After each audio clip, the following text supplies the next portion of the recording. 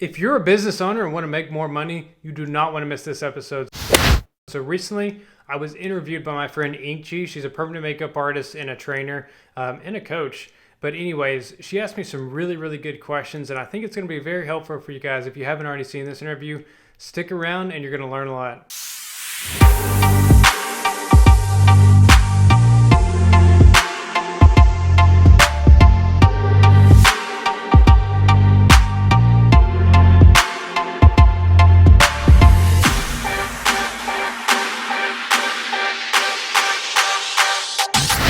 Hey Jake, morning. Thank you so much for joining.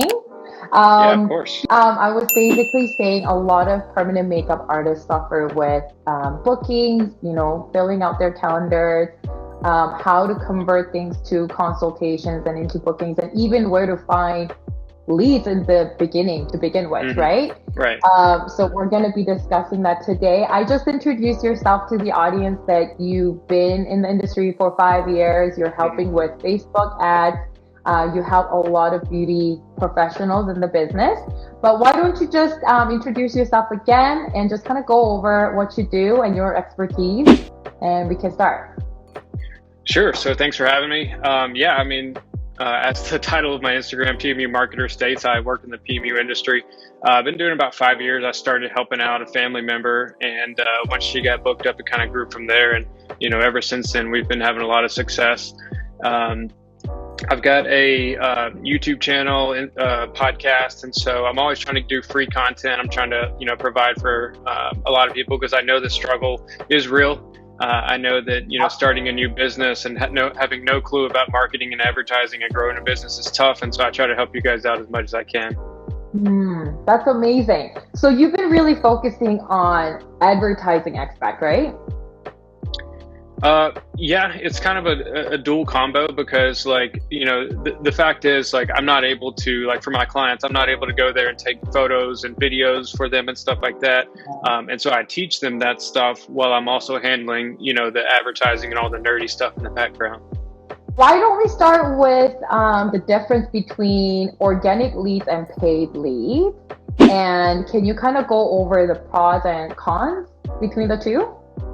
Yeah, I try not to think of organic and paid leads as different. It's just a different way of getting in contact with people. However, the way I do think about it is where they're at in the sales process. And so with the sales process, everyone's at a different stage. And you guys have probably heard these terms like cold traffic, warm traffic, hot traffic. That's kind of how I think about it. But so for example, if we start a Facebook ad today and it's shooting out to your area, these are people that have probably never heard of you. Maybe they've never even heard of your service. And so you can't expect those people to just instantly, click and sign up. You do need a strategy and you need a process of how to take those people, because honestly, if you don't have that strategy, you're just going to be relying on referrals, which, referrals are great, but you can't rely on those and you can't scale a business on those because they're inconsistent. And so you have to have a consistent plan to turn cold traffic into warm traffic into bookings, and then turn those bookings into repeat customers, referrals, etc. So that's kind of how I think about it, is where they're at in the sales process. That's actually really great that you mentioned about the referral program, because when I first started 5 years ago, I'm actually coming from investment banking background. So I used to have a full corporate job, Monday to Friday, so busy.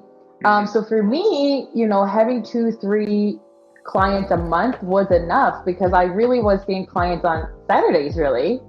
So I never took it seriously, and I thought that's how business ran. And then until I had to take the leap at the end of my mat leave last year. I wanted to really go full time about this. I wanted to make a business out of it, And when I was getting myself fully into this and learning about sales and, how am I going to be able to fill my calendar, the struggle was real. And I feel like people don't understand it, because, the referral is working if you are planning on not getting booked out, I guess, because there's so much that referral can do, right? Yeah, I felt like it was a real struggle, and I find a lot of my students too from mentorship program, they never thought of this as a problem when they were taking the classes. We spent thousands of dollars in getting into this PMU industry. People pay thousands of dollars for technique. We even pay more for continued education, online courses. We pay for programs. We do a lot of these things, but we don't realize that those things don't bring in clients. I finally realized techniques don't equal sales, right? So I think that's very, very important. Is there any tips that you can share maybe about generating leads, or like, not, you don't like the word organically, but before paying for ads, some of the things that people can maybe try? Sure. I mean, besides like the standard, post in Facebook groups, like you can try Marketplace. It's against the rules, but some people get away with it. Yeah. Getting friends and family to refer people to you. And then it really comes down to, I think, content, because if you put out good content, people will start to find you. Granted, if you never pay for ads, it's going to be a lot slower process, and it is harder to get that organic traffic these days because it's so saturated for attention. But yeah, it's all about content. Don't just go out there and post discounts or post sales or talk about your price. Like, talk about the value you bring. Talk about what are the actual benefits to your service. Just be relatable to people. Like yesterday, I was looking for a real estate agent, and the people I chose and called to interview were the people I found on YouTube who I thought, these people seem pretty cool. And so that's kind of like it, and that was kind of cool because I got to see the the sales process from a customer perspective. And I talked to one person that was very unhelpful, and I moved on from her. And then I talked to one person that was very, very helpful and very nice. And so I'm actually going to make a podcast about that because I think there's a lot of lessons learned in there. That's really good. To just elaborate on that, now that you talk about content planning, I think I totally agree with that, because I feel like a lot of the time the mistakes that we made as a permanent makeup artist is that our content speak to nobody. You know what I mean? I feel like people need to know who they are speaking to, who they're trying to attract. And I find it really helpful when you know who you're talking to, like I just said. And it used to really confuse me when I hear the term ideal client, because I'm sure a lot of people who are watching this heard about that term ideal client. Mm-hmm. And it's like, and I wasn't sure what's the purpose of ideal client, like the reason we need to work on that profile. I wasn't really sure. So now the way I see it is it's a dream client that you would like to serve. If you have to choose one person that you would like to serve for the rest of your career life. If you know exactly who that person is, through content planning, speaking to that person, it's like almost like funneling, it's a better chance of attracting that type of client. So when you say that dream client, you should know exactly what you're going through, what she's going through, what's her pain point. Mm-hmm. If your dream client is like 18-year-old influencer in your area, like entire city knows who she is, maybe the reason she wants permanent makeup done, the reason might be different from like a 40-year-old CEO. You know what I mean? Yeah. The reason they want to get it done is completely different. Their struggle is different. So when you know exactly that person, who she is, what she's struggling with, you can plan your content talking about the specific point that speaks to her. So it's a little bit more funneling, I guess. So I find that really helpful, that content planning, but I also agree that it does it's slower without paid ads, I think. And I mean, once you start the ads program in your sales system, you have lots of leads, but that doesn't convert into bookings 100%, right? Right. Do you have any common objections that you hear from your clients, other artists? What do you suggest, your advice, solutions? Can you share anything? Sure. I mean, this could be a whole, seminar right here. So, but it's funny that you mentioned ideal client, because a lot of times with my newer clients, I'll say like, well, who's your ideal client? And they'll be like, well, people with money. Because everybody wants paying clients. Yeah. Yeah. but that's another reason why I say, like, just be yourself when you're making content, because the people Right. who, the people who relate with you, or the people who, like you via your content, I think will, maybe they'll turn out to be your ideal client, or at least help. But back to your question on sales. So yeah, I mean, everybody wants the perfect magic script and stuff, but there's a lot more to sales, as I saw firsthand yesterday, than just a script. I would say starting out, like, just be friendly and helpful. Don't be pushy, but also don't be the opposite of pushy. Don't be like so passive that you don't even reach out to people. You have to find a balance. Yeah. Right. Totally.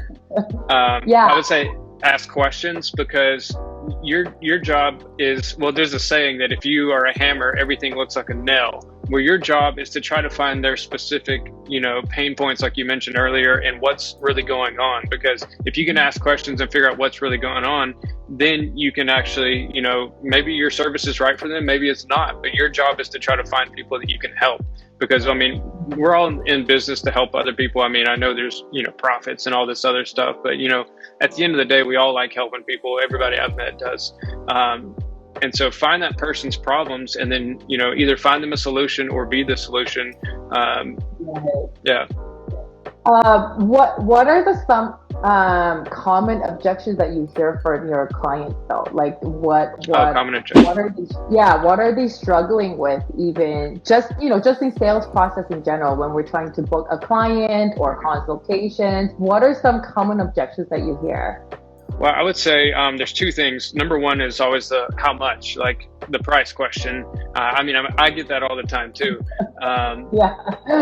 And there's a lot of different ways to approach that. I mean, usually if someone's asking how much, maybe they're just trying to kind of test to see how helpful you are. Maybe they just, don't know what the real benefit or value of your service is, or maybe they're just price shopping. Don't just assume they're a bad lead or anything. Like, there's a lot of ways to turn that into a actual relationship long term. And so you need a strategy for that.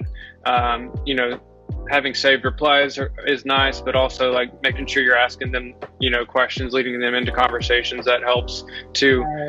The other thing I see is just, lack of, I guess, engagement. And so what I mean by that is, like, somebody might reach out to you or click on one of your ads or something, but then when you like ask them a question, maybe they ignore you, or maybe they kind of, they're not really responding to you. So like figuring out how to turn that into a potential booking is also very important, because let's be honest, like we're not always in the mood to buy things. Like sometimes I might see something I like and click on it on Facebook or Instagram, and then all of a sudden my baby starts crying, and now I'm, moved on and I'm doing other things. I relate. Yeah. Yeah, real experience. I got a 3-month-old. But oh my gosh. But yeah, people are not always in the mood to buy, so don't just assume that somebody who doesn't respond right away is not interested in you. Totally. You just mentioned about how much is it? So I want to elaborate that a little bit. So my mentorship students do struggle with that all the time. How much is it? And actually, one thing that I want to mention, it's really interesting. On Instagram, I rarely get how much is it question on my DM. Mm-hmm. Rarely. But when on Facebook, you mentioned the marketplace and everything. Sometimes when I post ads, anywhere other than Instagram, I get how much is it 99% of the time. And it was really interesting, because why not on Instagram, right? Because my portfolio pictures are exactly the same. And the way I see it is, I think on Instagram, think about Facebook Marketplace, go back to that. So let's say somebody is looking for an iPhone 10, 126 gigabyte, white, there's a spec that we're looking for. When you look that up on Facebook Marketplace, it will pop up whoever is selling that exact same thing. Yep. If somebody's selling it for $400 and somebody's selling for $300, of course you're going to go with $300 one, right? Because it looks exactly the same. There's nothing different about it. And I feel like that is very similar to us, in a sense, when we're doing content planning, because on Instagram, you are able to put your personal value out there. You can show your face out there. You can you can bring a camera and then you can do the stories. You can post something else other than before and after photos. And I think that's that really builds a personal brand and it brings value. Whereas Facebook Marketplace, all they see is the same portfolio of pictures, and clients don't see anything different between soft pixelated brows or heart. You know what I mean? They don't see it. Yeah. They just see before and after of brows. So I think it really helps us to, put a content out there that's other than before and after photos. And I think it really helps to eliminate price shoppers. I want to find a way that I can implement that on Facebook page as well, because I feel like it, the format is different, the view format is different, but I think that's one of the big reasons why we get price shopped. So we can maybe incorporate that a little bit into content planning to show, your personal stories, anything other than before and after photos. Yeah. Yeah, exactly. Do you agree? I mean, I agree. And I think a lot of times what you're referring to is on Instagram, like people can see multiple pictures and maybe they've been following you for a while and they're also watching your stories. And so they feel like they know you. So yeah, you're building your brand there. Like I said, just because somebody doesn't, book right away on, whether it's Facebook or Instagram doesn't mean they're not going to, but maybe they start following you at that point. And so that lead could turn into a booking 6 months from now because they follow your stories and they get to know you and stuff. And so that's why I was talking about like, cold traffic and warm traffic. I think Instagram is warmer for the people that reach out to you, or hot if they're already talking to you. Right. That's actually totally true. Yeah. I think that Instagram people are at least warm leads because they've been seeing you, I guess, and they've been following you. So it's a lot easier than cold leads from elsewhere. That's still totally true.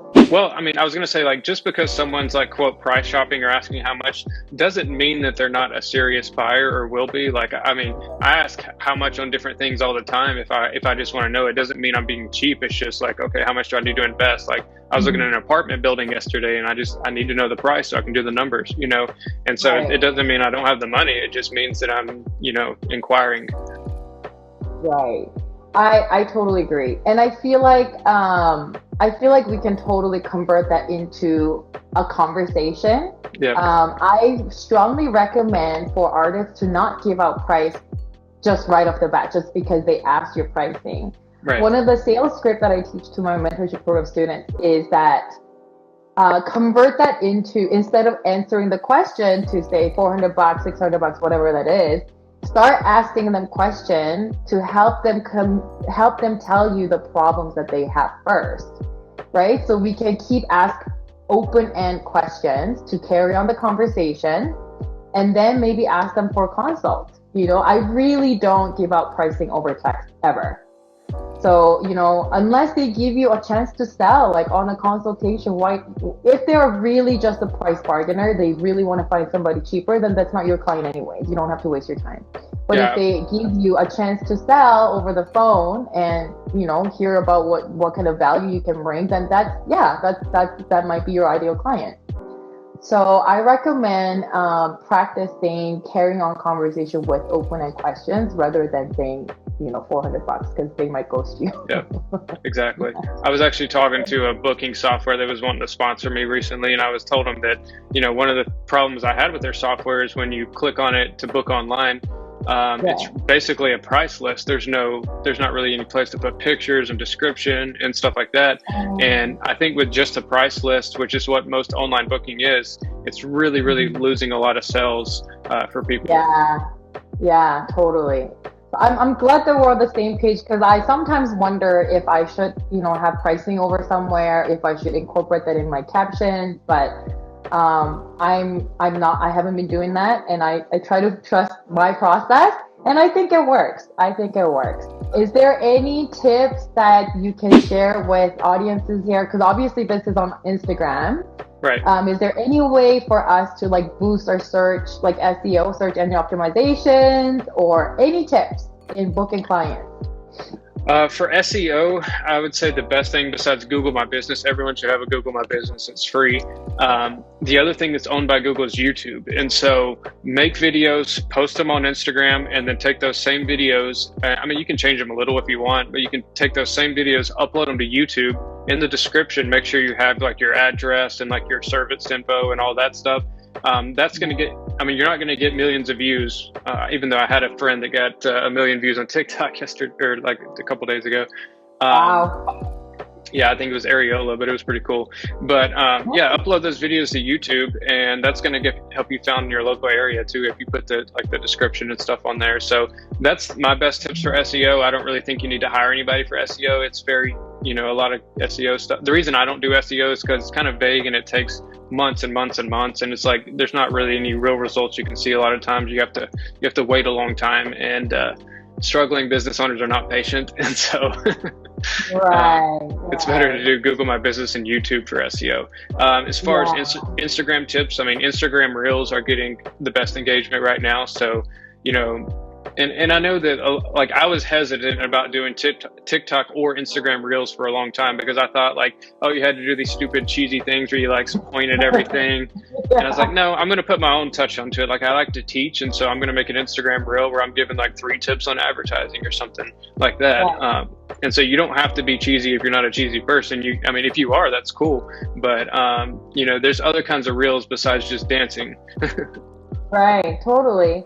That's actually a really good point. And I wanted to ask you, so what I found in Instagram, when we go to search bar, that like a magnifying glass button, when you go to search bar, and let's think of it as like from our client's perspective, somebody's looking to get their brows done in your area.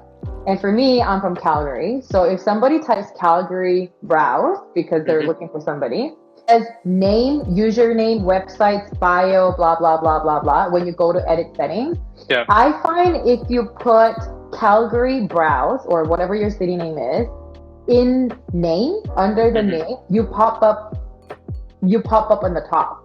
Nice. So like I find like I wanted to ask you if this is true, because when I type Calgary brows, I would come up or anybody who has that title under their name. So I feel like anybody who writes their name as like their name, because nobody knows your name, right? Like as a client, they don't know your name, or say certified permanent makeup artist or something like that. I feel like you wouldn't be able to be found as easy as Calgary brows. Do you agree with that? I wanted to ask you if that's true, because that's how I think.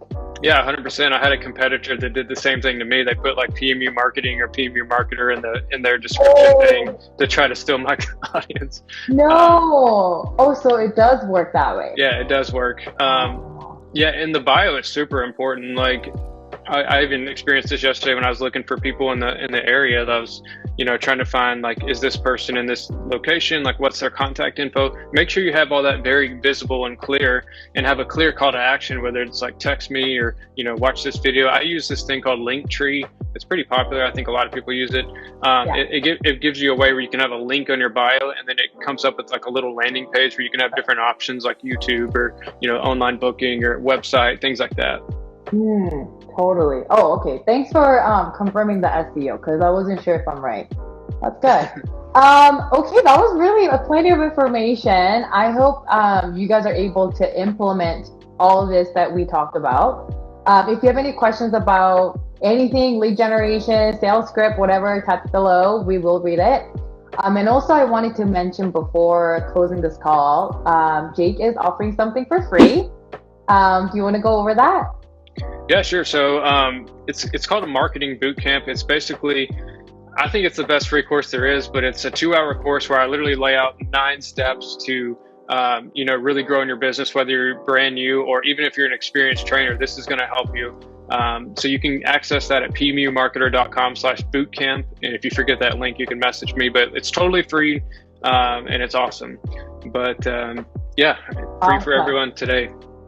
Yes. So I think I can find that link in your bio as well. So you guys can go over there, check it out. So just to wrap it up, you guys have free access to Jake's course. Go to his bio. There's a link there, 2 hours course. I think it'd be really, really beneficial. I actually started working with Jake about a month ago. It's great. So please go check him out. And again, if you want to have a mentor, send me a DM as well. I really hope this was helpful. Just always remember, out of 100 leads or conversation you have, not all of them are going to convert into consultations or booking. It's all about increasing the conversion rate. So, it's all about the process, working on your script, what works for you, what works for your dream client. So don't get discouraged. It's all about process. Everybody's going through the same thing. So if you need more professional help, reach out to us. Our DM's open. Can I give one last tip? Yeah.